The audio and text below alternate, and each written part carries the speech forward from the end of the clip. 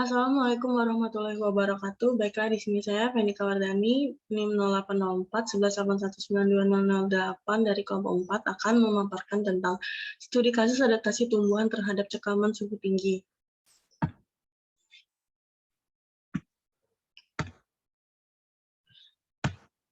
Yang pertama, zona pertama yaitu ada uji cepat tanaman gandum Triticum aceticum L terhadap suhu tinggi pada fase kecambah. Pendahuluan suhu merupakan salah satu masalah penting yang dapat mempengaruhi perkecambahan, pertumbuhan, dan hasil tanaman gandum. Suhu tinggi dapat menyebabkan terhambatnya penyerapan air dan zat-zat, rusaknya membran tilakoid, turunnya laju fotosintesis daun, meningkatnya aborsi embrio, turunnya jumlah biji, durasi dan laju pengisian biji, rusaknya protein, terhambatnya sintesis protein, dan inaktifikasi enzim. Mekanisme toleran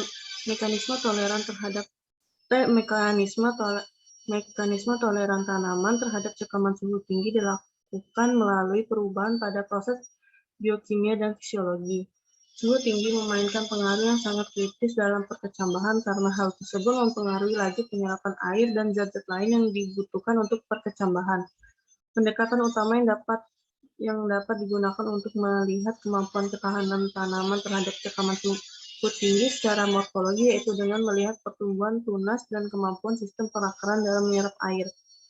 Identifikasi secara tepat varietas gandum yang toleran terhadap suhu tinggi dapat dilakukan menggunakan inkubator yang dilengkapi pemanasan suhu dengan suhu yang diinginkan. Penelitian pengujian secara tepat ini diharapkan memiliki korelasi yang positif terhadap ketahanan pada fase pertumbuhan reproduktif. Selanjutnya yaitu adalah metode penelitian. Berikut yaitu adalah alat dan bahan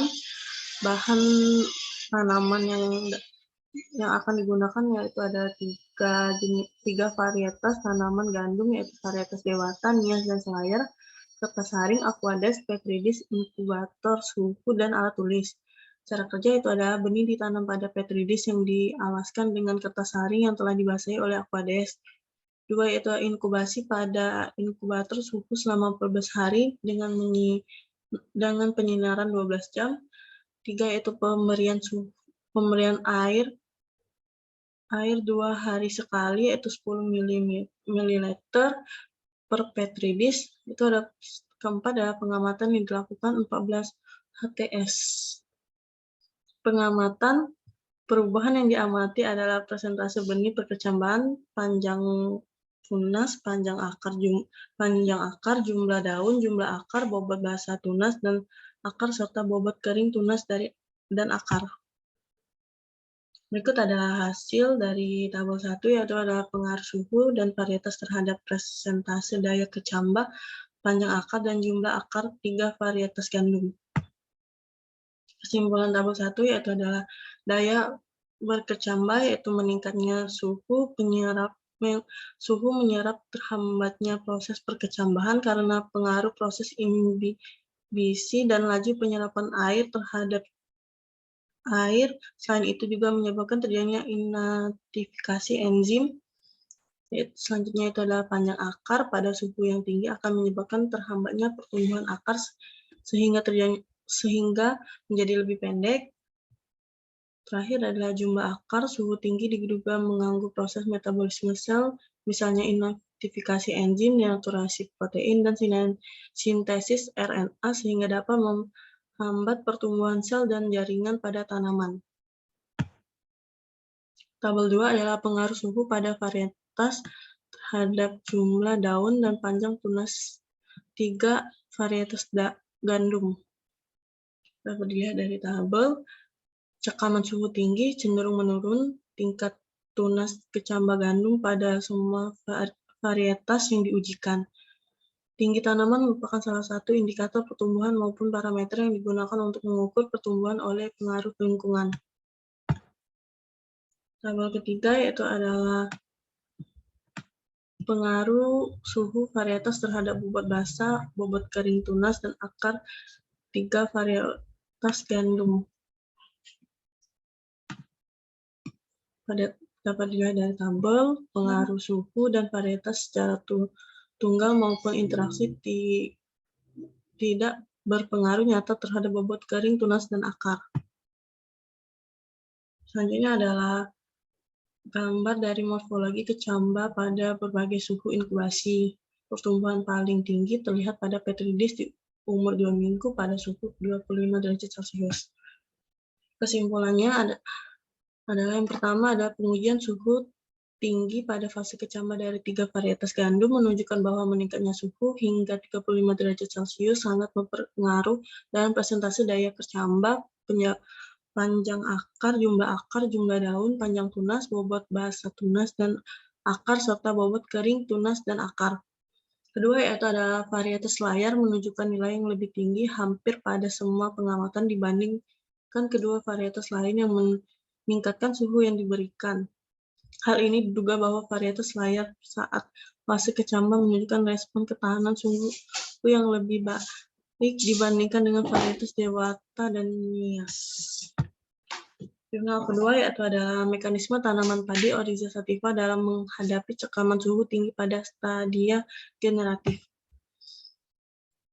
Mekanisme tanaman padi Oryza sativa dalam menghadapi cekaman suhu tinggi pada stadia generatif dapat dilihat pada tabel ini. Itu adalah hubungan antara suhu mekanisme harian dengan presentase bunga yang memiliki lebih dari 5 butir polen yang mampu menyerbuki stigma selama pengamatan 7 hari. Suhu yang tinggi akan menghambat pematangan polen yang dapat menyerbuki stigma. Pada suhu di bawah 32 derajat Celcius, presentase bunga dengan jumlah polen matang yang mampu menyerbuki stigma lebih dari 5 buah adalah di atas 90%. Saat suhu di atas 33 derajat Celcius, penurunan yang drastis terjadi mencapai kurang dari 80%.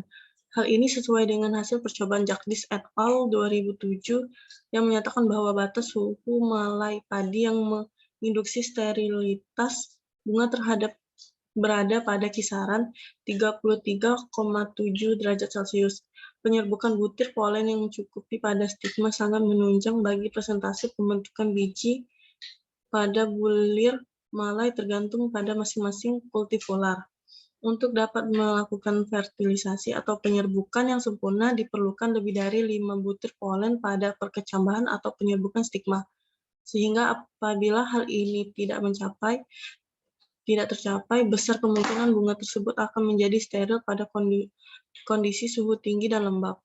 Suhu daun akan mengalami peningkatan saat tanaman tercekam suhu tinggi.